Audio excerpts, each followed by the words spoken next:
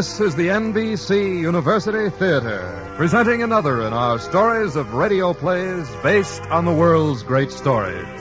Tonight we bring you Voltaire's Candide, with Eddie Bracken in the title role.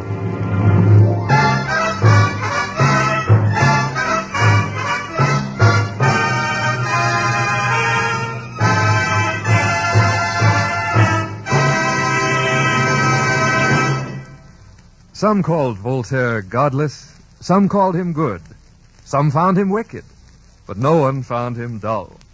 And of all his works, the one which best illustrates this point is the one you will hear tonight. Another in our series of dramatizations of great stories, Voltaire's Candide.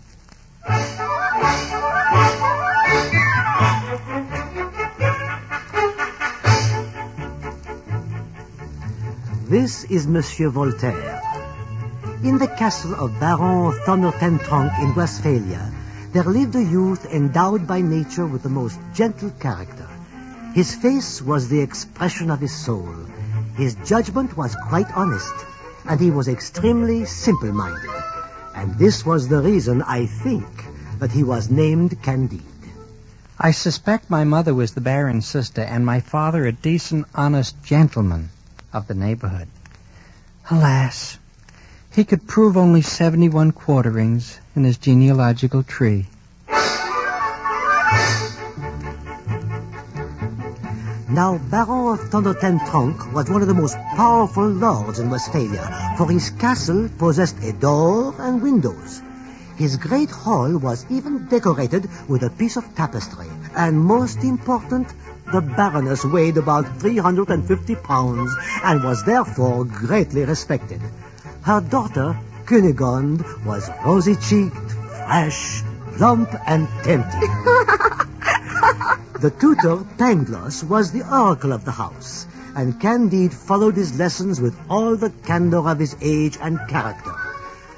Pangloss taught metaphysical, theologio, cosmologology.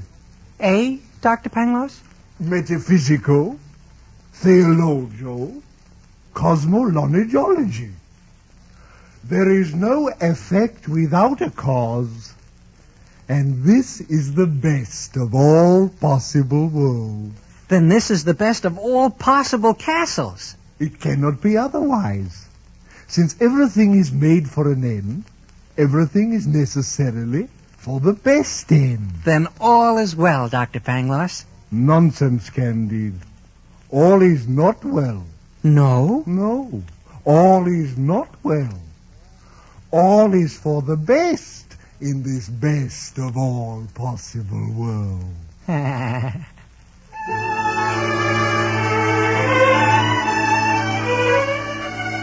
It happened in this best of all possible worlds that Candide met Cunegonde and observed that she blushed. Candide also blushed. Good morning.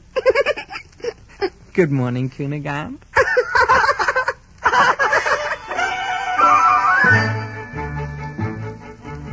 The next day, after dinner, Cunegonde and Candide found themselves behind a screen. Cunegonde dropped her handkerchief, and Candide picked it up. She innocently held his hand, and the young man innocently kissed the young lady's hand. Their lips met, their eyes sparkled, their knees trembled, their hands... Thunder! Naturally, it was the Baron. Passing near the screen, he had observed cause and effect. Now he expelled Candide from the castle by kicking him. Ouch! Accurately. Ouch! Frequently. Ow, ow, ow! And hard. I am going to faint. She fainted. When she recovered her senses, the Baroness slapped her in the face. Oh, no, please.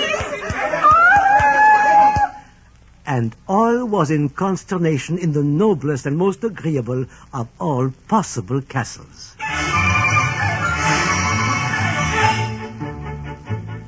And so Cunegonde wailed, the Baroness screamed, Baron Thunder Ten Tronckh kicked hard, and Candide was expelled from the earthly paradise, rubbing his pride. He dragged himself toward the neighboring town of Walberghof Trapt Dickdorf, where he halted sadly before the village inn and went inside.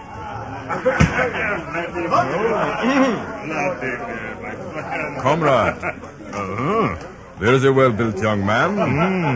Just the right height, I would say. I think so, too. Sir, Do you mean me? I do. Will you have dinner with us? Dinner? Oh, gentlemen, you do me a great honor. Not at all. I have no money to pay my share. Ah, sir, persons of your figure and merit never pay anything. I see. Oh, Dr. Pangloss was right. Everything is for the best. Well, sit down then. Thank you. Innkeeper! 3 dinners and 3 tankards first. Tell me, sir, have you heard of the king of the Bulgarians? No, gentlemen, I'm ashamed to say I have not. He is the most charming of kings. You must drink to his health. Oh, gladly, sir. 3 tankards of the best, gentlemen. Thank you, innkeeper. A toast. A toast? To the king of the Bulgarians. Of course, to the king of the Bulgarians. Drink deep.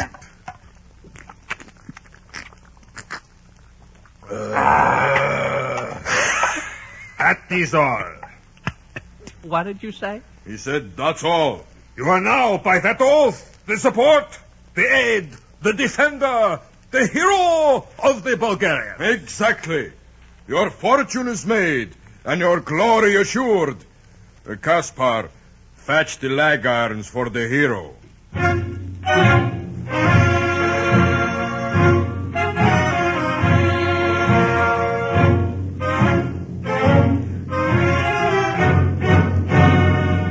They immediately put irons on his legs and dragged him off to a cell.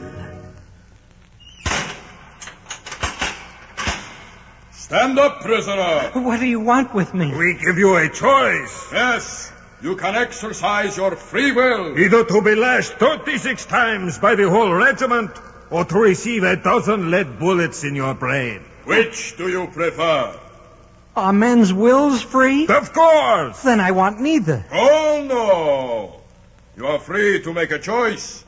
A choice of the bullets or the lash. Very well. I choose the lash.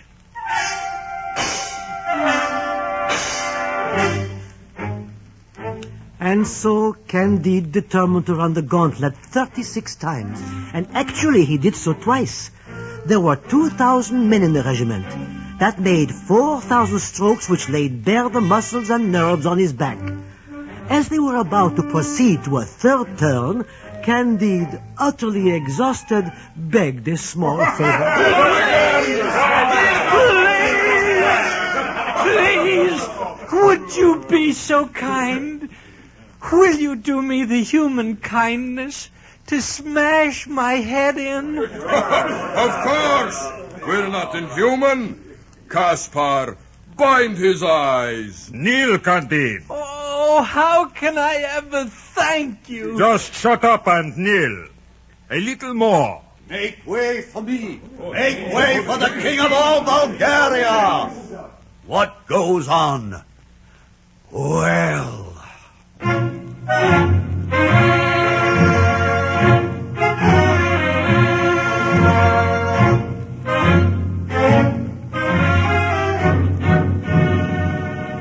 They told the king, and being possessed of vast genius, the king of Bulgaria perceived that Candide was a young metaphysician, very ignorant in worldly matters. Unbind him. Do as I say. Ah, that's better. Rise, Candide, you are free.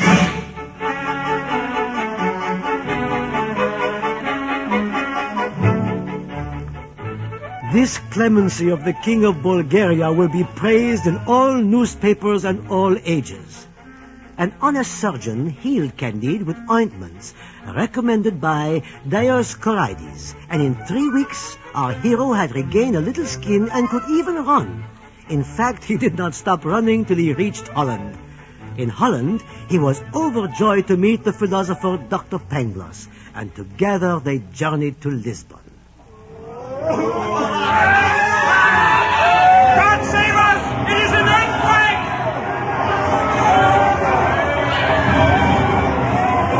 Dr. Pangloss, it is the last day of the world! What can be the sufficient reason for this phenomenon, Candide? I don't know. Let's get out of here. Candide! Candide! Where are you? Here, Dr. Pangloss. Are you dead, Candide? I think so. Then it must be for the best. Alas, Dr. Pangloss, get me a little wine and oil. I am not dead. I am dying. This earthquake is not a new thing. True, Dr. Pangloss, but I am dying. There must certainly be a train of sulfur underground. Nothing is more probable, but for God's sake, a little oil and wine. What do you mean probable? I maintain that it is proved. Oil. Yet all this is for the best. Why? For if there is a volcano at Lisbon, it cannot be anywhere else. Please. For it is impossible that things should not be where they are. For all is well. And it necessarily proves, my dear Candide, that in this best of all possible worlds... Aren't you listening, Candide? Curious. He's actually fainted.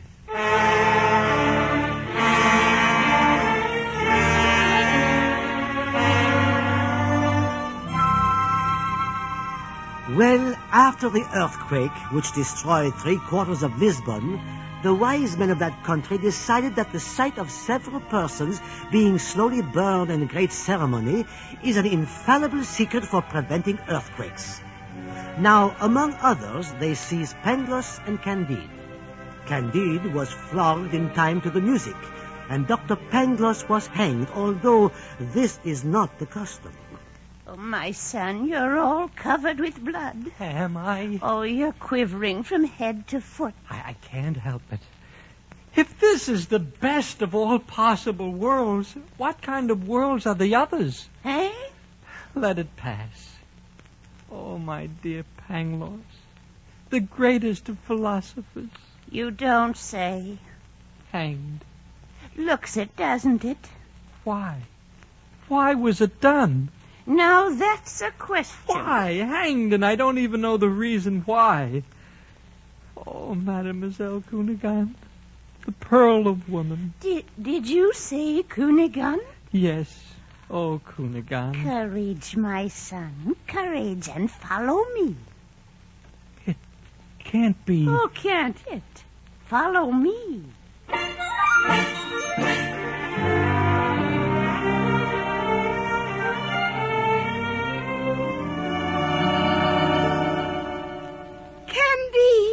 Cunegonde. Darling. Beloved. Dearest, dearest Candide.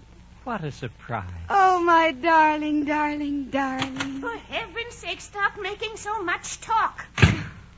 Pay no attention to her, Candide. I won't. How were you here, Cunegonde? How did it happen? Oh, Candide, it is a terrible story. I was fast asleep in bed when it pleased heaven to send the Bulgarians. No. Yes. They murdered my father and cut my mother to pieces. No. Yes. A large Bulgarian, seeing that I had swooned at the spectacle, commenced to beat me. No. Yes. This brought me to. I should hope so. Then the brute stabbed me with a knife in my left side. I still have the scar. Alas. I hope I shall see it. You will. Go on, Cunegonde. After much wandering and ill adventure, my dear Candide, I came to Lisbon and to your arms. Darling, Let us not stay here another day. But this is the best of all possible cities. Let us go across the ocean, Candide. Let us go to... Yes? To... Yes? I have it. We shall go to Buenos Aires.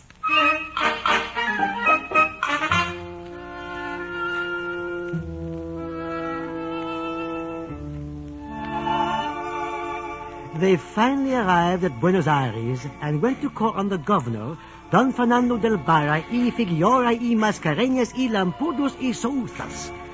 This gentleman had the pride befitting a man who owned so many names. He had a furious passion for women, and the first thing he did was to ask. Senor Candide. Yes, Excellency. Is the lady your wife? My wife? That is my question. Good, I want to marry her at once. Your Excellency. Thank you. But Your Excellency... Sir, I am Don Fernando de Barri, Figueroa, Mascareñas y Lampurdos y Souza. Be careful. I am a passionate man. Senorita Cunegonde, it is in your power to become the wife of the greatest noble in South America. You have an exceedingly fine mustache, Your Excellency. Then it is agreed. You will never regret. But we came here to have you marry us. Alfonso, Pablo, Felipe, Manuel, Pedro, drag this scum from my sight. Give him a good beating and send him away.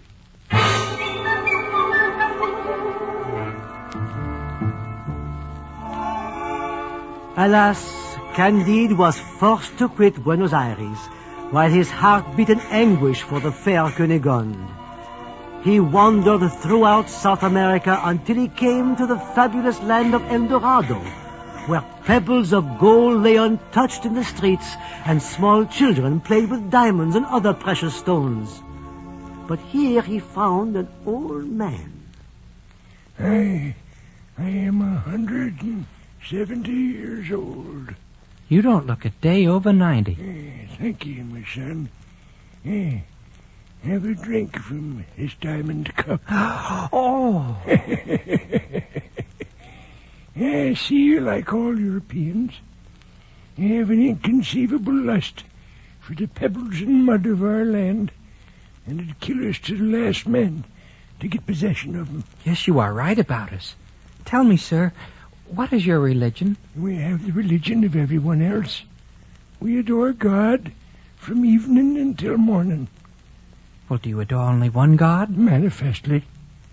There are not 2 or 3 or 4. Forgive me.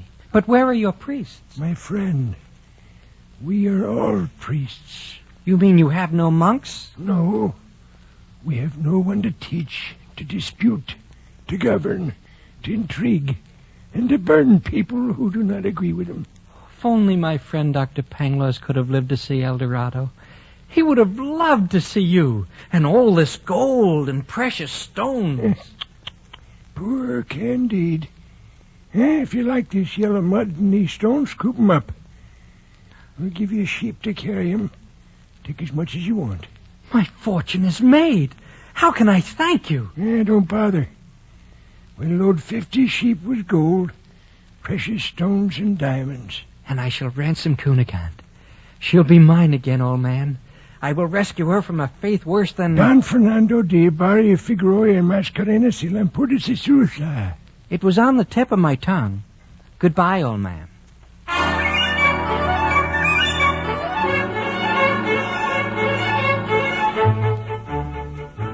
The first day of his travels was quite pleasant, and Candide carved the name of Cunegonde on the trees.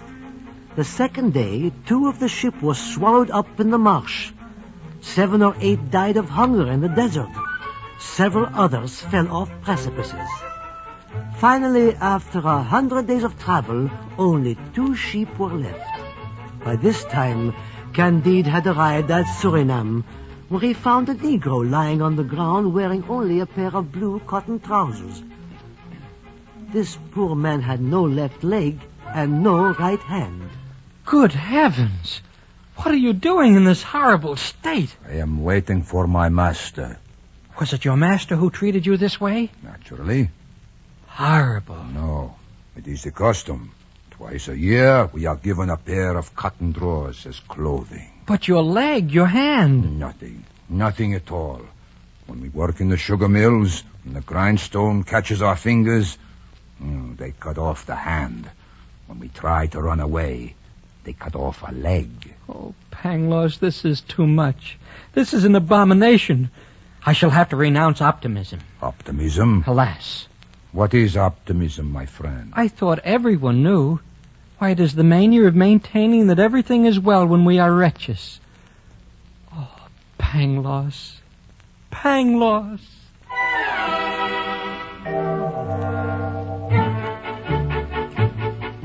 Thus sighing, Candide went in search of Mademoiselle Cunegonde. But instead of finding her, he lost much of his wealth and was carried by ship to France, where, as in the rest of Europe, the chief occupation is making love. The second, scandal-mongering, and third, talking nonsense. Candide shook his head and sadly asked a man called Martin the question that was on his lips. Monsieur, I am very sad. To what end was this world formed? To infuriate us. Have men always been liars and cheats and traitors, monsieur? Have they always been weak and cowardly and gluttonous and fanatical? Do you think sparrowhawks have always eaten pigeons? Oh, yes, of course, monsieur. Well, if sparrowhawks have always possessed the same nature, why should you expect men to change theirs? Oh, but there is a great difference. Free will, Pangloss said. Excuse me, monsieur. You are ill. Let me get you something. I'm afraid so. I think you'd better get me a doctor right away.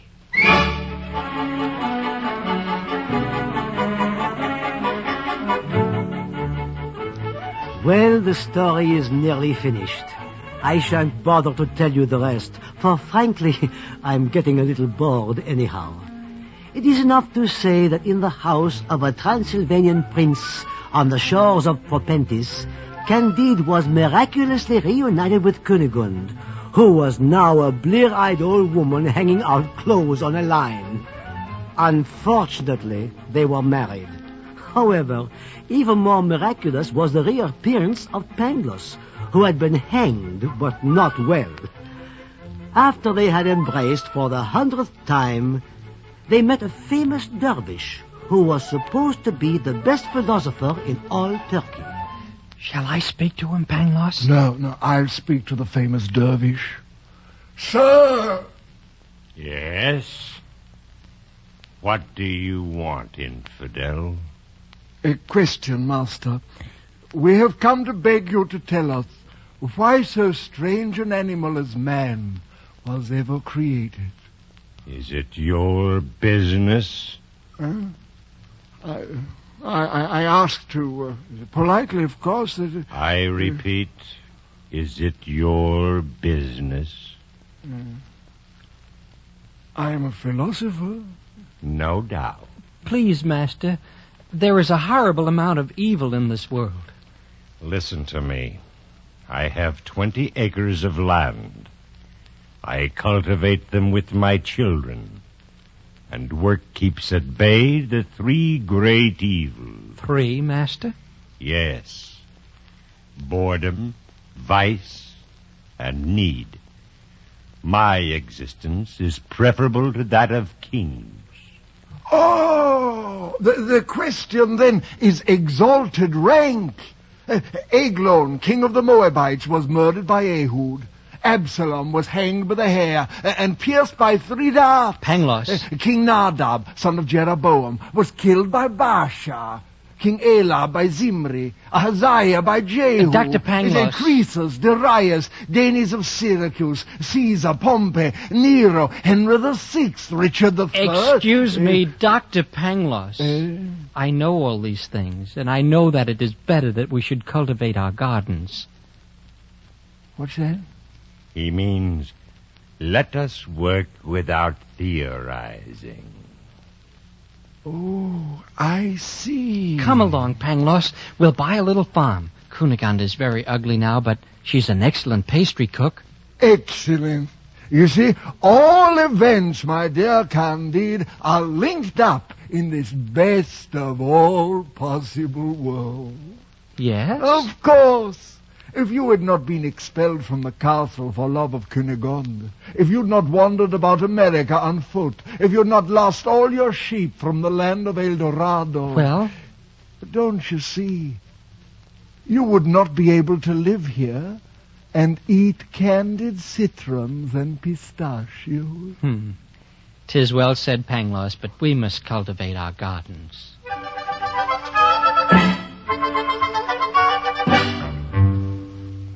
Candide, Yes, my dear? where are you going? Oh, out for a game of cards with the boys. Again? It's the first time, You brute. But yes, my dear. Don't my dear me. No, my dear. You don't love me anymore, Candide. Oh, I didn't You say... abuse me behind my back. Oh, you not me. prefer the innkeeper's company to mine. Oh, that's you not... track your dirty feet over my nice new kitchen floor. You never tell me anymore how nice I look. Oh, but you do. You never tell me anything. There's no... I wish I were dead. But I wanted to... I wish I'd been killed by the Bulgarians. There, Cunegonde. Oh, don't you touch me, you brute. But why did this happen to me? Well, what did I do to deserve such a fate? You didn't do All day I slave over a hot stove and look at the thanks I get. Oh, very good. Look at them, Candide. Oh, I hate you. But I loathe you. I wish you were dead, Candide. I wish I...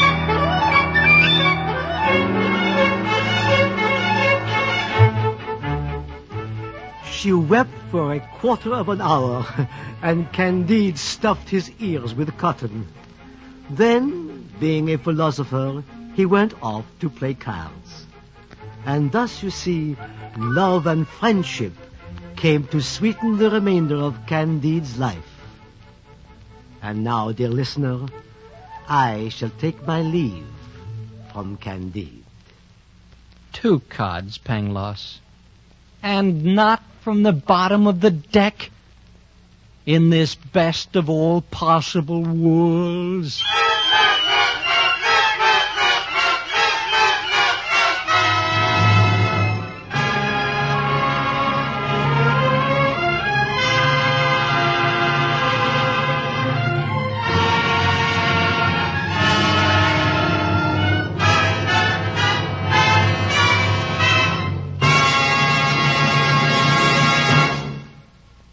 The curtain of the NBC University Theater falls on Voltaire's Candide, another in our series of radio plays based on the world's great stories. Candide was adapted for radio by Morton Wishengrad and has featured Eddie Bracken in the title role, with Hans Conried as Dr. Pangloss, June Foray as Cunegonde, and Rolf Sedan as Voltaire. Eddie Bracken may soon be seen in the Warner Brothers picture, The Girl from Jones Beach. Others in the cast included Richard Warner, Frank Gerstle, Georgia Backus, Don Diamond, Hal K. Dawson, Herb Litton, Bill Shaw, and Alec Harford. We invite you to listen again next week when the NBC University Theater presents Joseph Schildkraut in Peter Ibbotson by George de Maurier.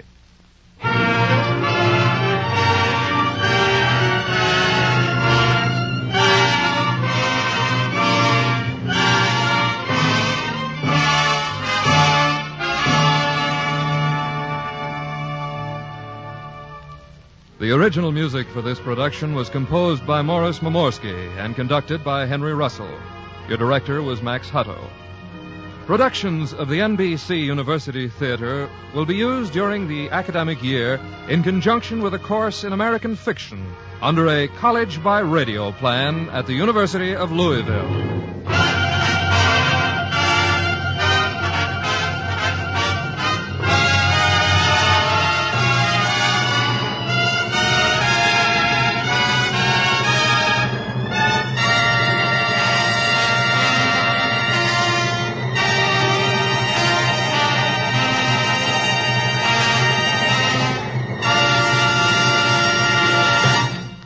This program came to you from Hollywood. This is NBC, the national broadcasting company.